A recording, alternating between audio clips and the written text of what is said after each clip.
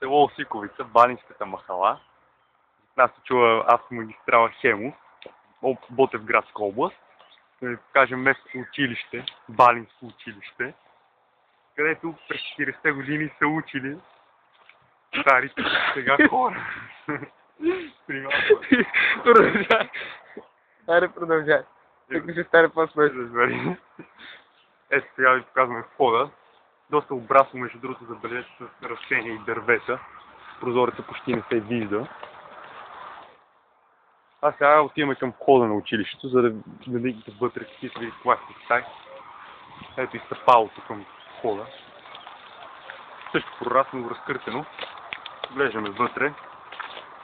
Има и чинове. Малко стилно. Предаваме, не ни е хубаво в камерата. Вижте и другата стая, някой използва за склад, очевидно в момента. Няма да влизаме вътре, защото е опасно. Но виждаме, че в задната стена има дупка. Ще отидем да надникнем какво има там.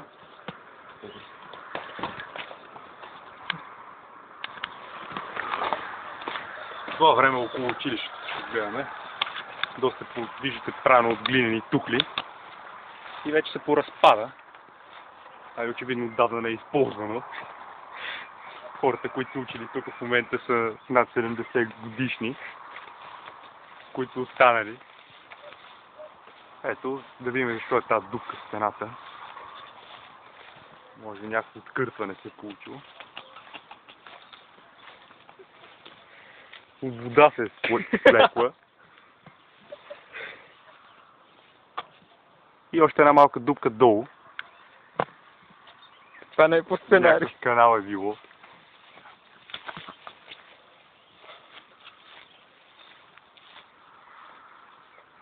Отдолу нещо като мазе склад. Това нататък е доста обрасло и трудно може да се проникне, но